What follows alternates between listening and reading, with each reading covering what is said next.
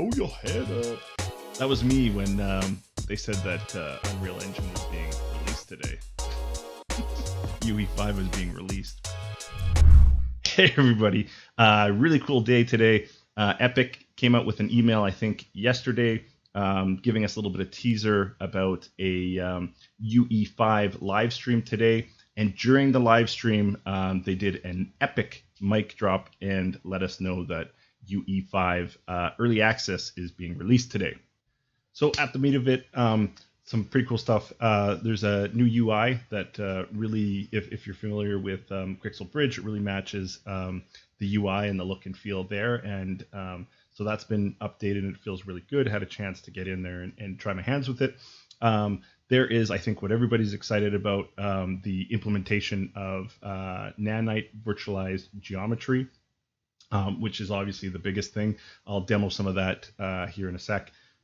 Really excited, really good performance out of the Nanite stuff.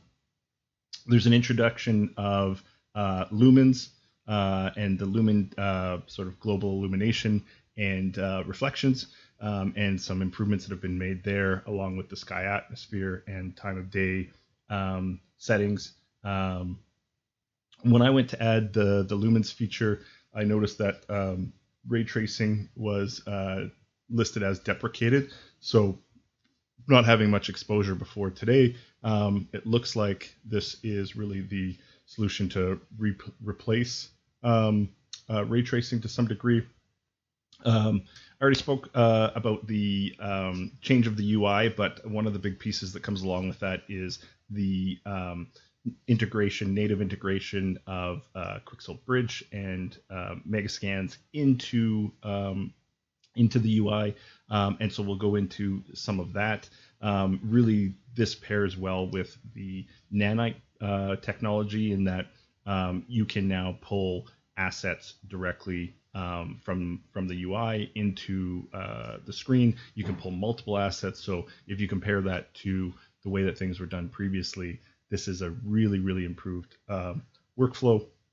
There's a new animation feature called warping animation that has been introduced, and so some of the examples that they use are a character leaping over different objects in a scene, and them being at various heights and not having to retweak the animation. They can adjust some of the input settings and blueprints and whatnot to make those adjustments on the fly. There's some good examples as well of in the documentation of a character walking up to a pole and the animation stopping short. And in the new feature, you can change those settings on the fly to have them either go around or land right at the pole that you're trying to get them to interact with.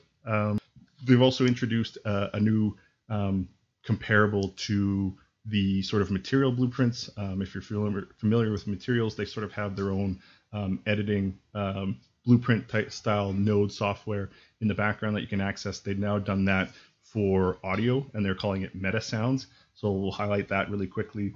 They've introduced some really cool mapping features like world partition and data layers. And so world partition allows you to break up the map into different sections and have it reveal sections at a time in real time, as opposed to trying to introduce large maps. And there's some new UI integration into those features, which is really cool. Data layers is really cool. One of the things that was introduced, if you're familiar with Photoshop or some video editing software like After Effects or any sort of drawing software, is the concept of layers, and they've done that with entire levels, being able to layer complex builds on top of each other in an actual map and in an actual build, which is really cool. So we'll demo some of that today. And the last thing is actually the aside from introduction of UE5 itself, is the sample project that comes along. Really cool. So I can't wait to get in and reverse engineer that one. Some awesome assets that I'd obviously like to harvest, and just all this functionality that we talk about, all of that introduced functionality, a sort of demonstrated way of how it's being used. So just getting access to that is pretty cool. It's about 30 gigs in size, so that's quite large, so just be aware of that. The overall installer, I think, is 10 gigs on its own, so that's 40 gigs combined, which definitely isn't small. First things first is that if you want the launcher, the UE5 early access itself, you need to go to the Epic launcher, and you should have this tab. If you don't have this tab showing up, you can try restarting the launcher, or you may actually have to go and reinstall the launcher. That's what I had to do. And then after I did that, the UE5 tab was up. And so with that up, you can just click the button here, download early access. It's about 10 gigs in size. By comparison, the previous versions were in 425 and 426, I think were 12, 13 gigs. So it seems like it's a little bit more compact. It does have all of the feature sets and more from the previous versions. The other thing that if you're looking for it, don't skip over it. Just below that here is access to the new documentation, online learning, and the sample project. Okay, so let's play around with the tool. I actually haven't gone in and done anything in a project yet, so I'm actually going to take a pre-existing project. I'm just going to pull the sci-fi hallway. And one of the things that they said with UE5 is that you should be able to migrate your UE4 projects over. So this 4.2 project, I'm going to try and open it up and see what the migration path is. I haven't read anything. I'm just going to try and open it, and we'll see what happens there. Most projects will be ready to build and run in Unreal Engine 5 early access with no further action.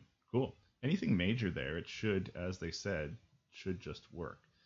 So one of the big things, and they're already pointing it out here, is that they've sort of maximized the screen space in UE5. And so it's telling me if I hit Control Space, let's just see if I collapse this. Yeah, that it brings up the content browser. So one of the things that I noticed right away is that if you've been playing around in MetaHumans or you've been playing around in Quixel Bridge, this color scheme and this baby blue on the gray and black is going to seem very familiar. So if you're thinking that it looks familiar, it's likely because you've seen exactly that in Bridge. Let's see if there's anything different. Wow, it seems to be running really quick, except it just froze on me there. Yeah, look how fast and responsive it is. Although, so it seems to go in spurts. It seems to go really fast, and then all of a sudden it just kind of stops. So maybe that's as it's loading in some of these assets, these other assets from the scene, as I'm getting them into the viewport, then it's really taking them into consideration. Yeah, now it's really running smooth. So let's just kind of flip around a little bit and see if that's the case. Yeah, now I'm not getting that jitter. Okay, so what it's saying is that Bridge is now under the content. Ah, here we go. Makes sense. Oh, what's this open marketplace?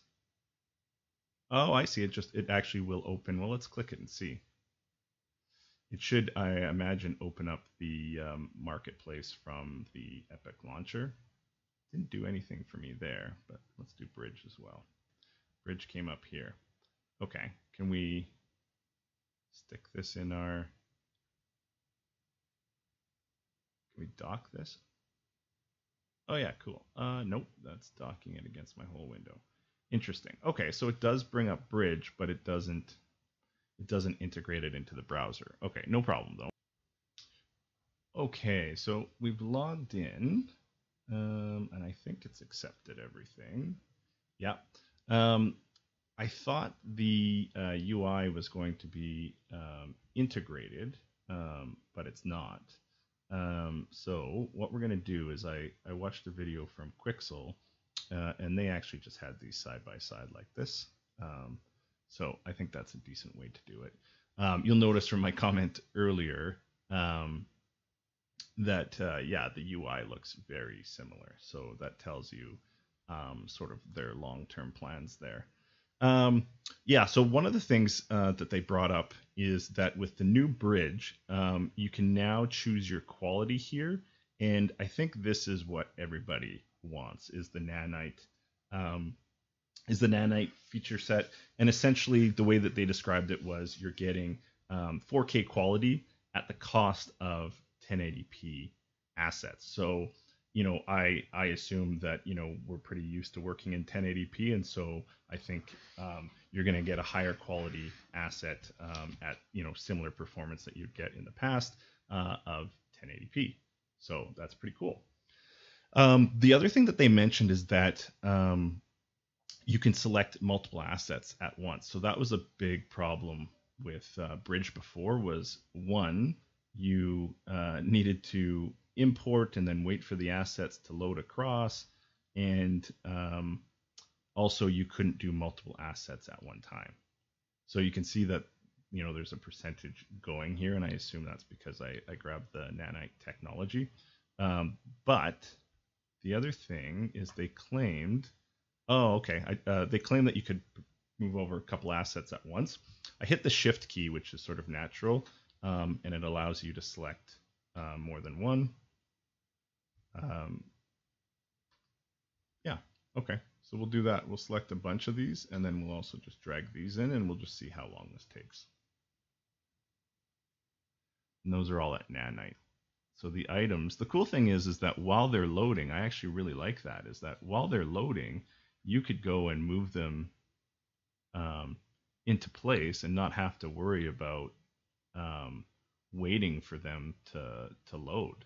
So they're functional even while you've got a whole bunch of, you know, processing going on in the background. That is pretty rad. If you think about it, before from Bridge, you had to download the asset, then export the asset, make sure your project was open to get it over, and then once it was in your project, then you could drag it into the scene.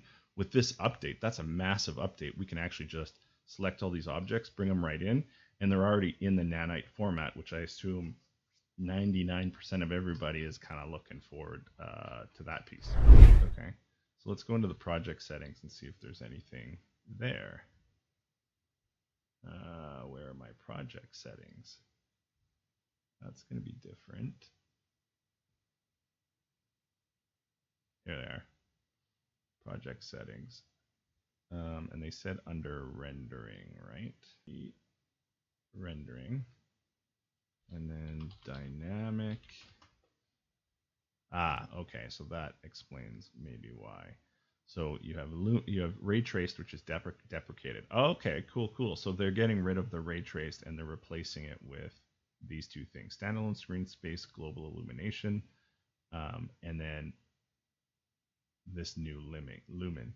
Lumens are designed to work with Lubo and have been automatically enabled. Okay, and it requires a restart. Okay.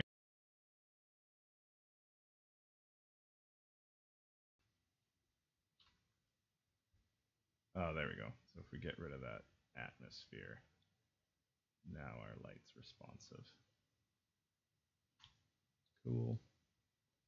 Let's get rid of this skylight too while we're at it. Let's see what happens. Okay.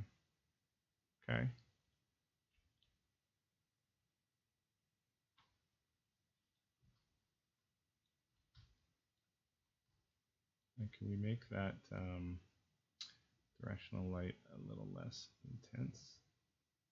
Yeah, we can. Okay, cool. Yeah, that's more what I was looking for. Wow, that updates really well. I just like playing with it. Like, it's just fast. It's on fire. It's on fire. This thing is just flying in terms of speed. Like, the performance is insane compared to UE4. I don't know if everybody else is feeling that way or what, but this is crazy. So what happened there? See a bit of a change in the shadows. Okay, so that's with it off. And that's with it on. Off. On. Oh, you're getting a little bit of like deeper contrast and probably some stronger shadows. Wow, that's just insane. My computer would die. I want to open up some of my other projects where my computer was dying in the past. But yeah, cool. Yes! I experienced my first crash in UE5. Um, I literally just, I was running OBS at the same time to record this video, and I stopped the recording for a bio break, and when I came back, boom, crashed. So send and close. Okay, here is the sample level. Let's let it play. Oh my goodness, what's gonna happen? Computer is froze. Why? Not responding. Ooh, how exciting.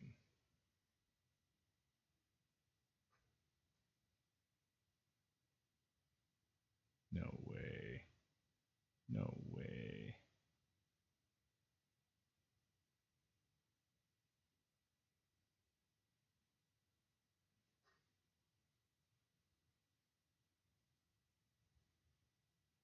That's me looking around with the mouse. This is me moving.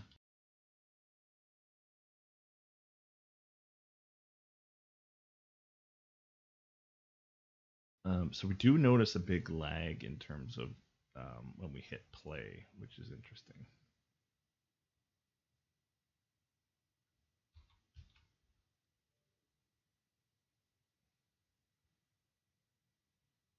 Oh, I see. We're turning into that little light ball. I get it.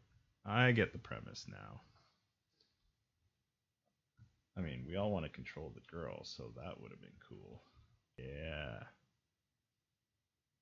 Let's take a look at her.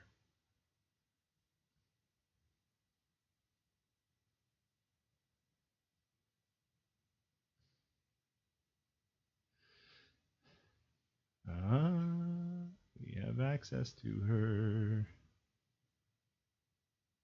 Owns all hierarchy. It looks like, aside from this, her pouches and stuff, it looks like a pretty standard mannequin. This is where we wanted to look at MetaSounds. Here we go. See, so this is, I was talking about this earlier. They've basically got, I was calling them material blueprints for the materials, but they've got sound blueprints now. They've got nodes and things to set up the sound, which is really cool.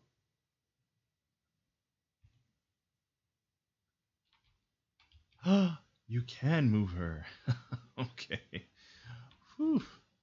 I was like, what the hell, man? The mouse.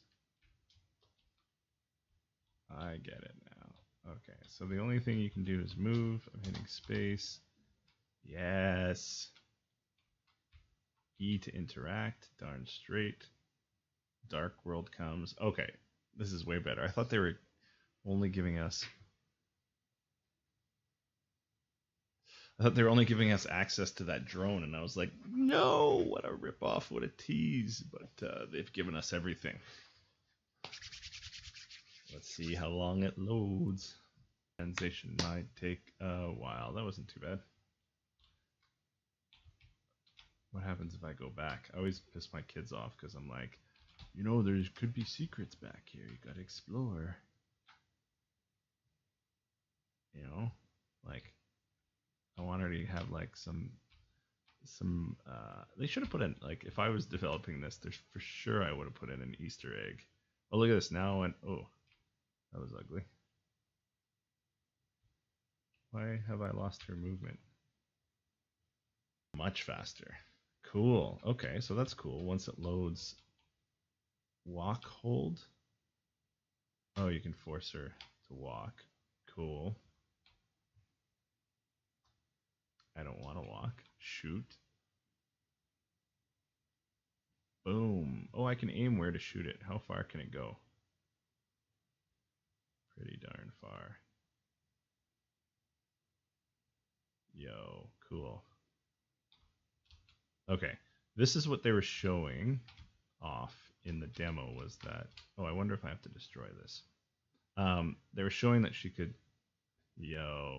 so she could leap over different sized things. So there she leaps over it, it looks good. And then this is a different object completely, and she leaps over it and it goes to where we want her to go, which is cool.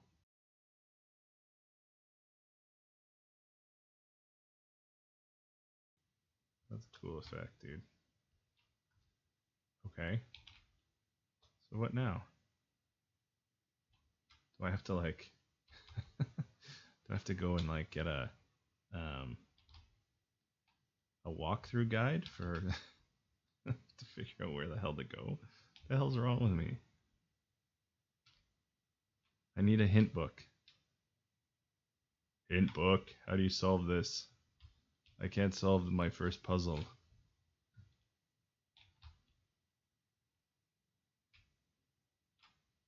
I think I'm gonna have to friggin' watch their video to see what they did in the video. How embarrassing is that? Let's do it.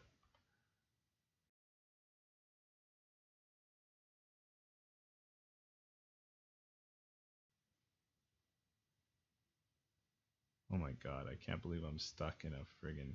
There it is. I saw some red. Getting stuck in a demo. Jesus. Oh yeah, here's the big baddie. I want to play this actual game. Like, they got to develop this game. This game's rad.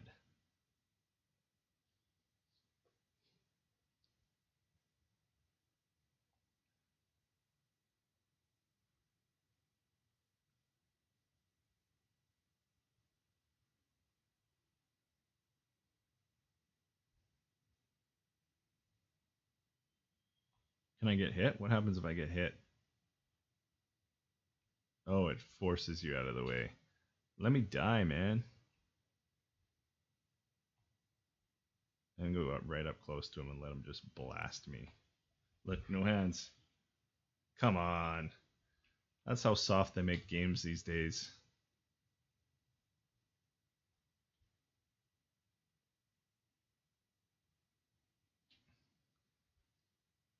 They just make movies for the kids nowadays. They don't challenge them.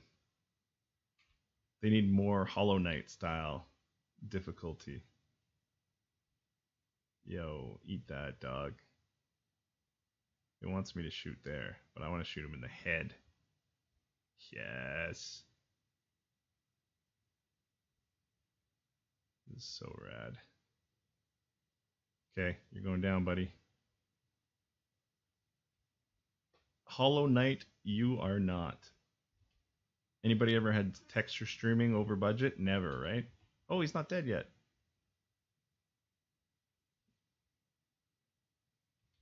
God mode. Do I shoot him in the head now or what? Oh yeah, that only stuns him, I see. I gotta pay attention here. Good thing it is on easy difficulty, because I suck. Blow your head up.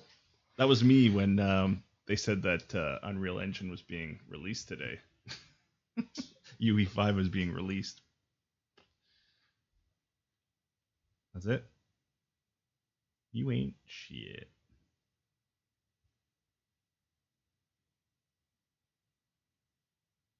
Well, I wrapped it. Oh, we waited a year for that. I mean, come on, Unreal.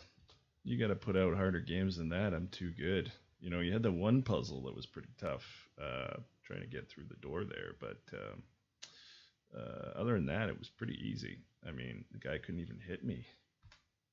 No, honestly, that's pretty rad. That is pretty rad. I'm impressed.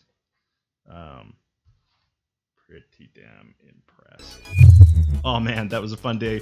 Thanks for taking the journey with me today. I hope I was able to give you a little bit of insight into the differences between UE4 and UE5. There's a lot more to dive into, more technical stuff. I'll create videos on each one of those things as I dig into it, and you know I will. Other than that, I really appreciated what Unreal did today. A little bit of a surprise. I know some people had figured it out, but for me it was a genuine surprise. Thought that was cool. The general workflow updates, the performance of UE5 over UE4, the performance of Bridge, all that sort of stuff was amazing. I'm just blown away by it, and I can't wait to kind of dig into more of this stuff. So anyways, I hope you enjoyed it, and we'll see you around.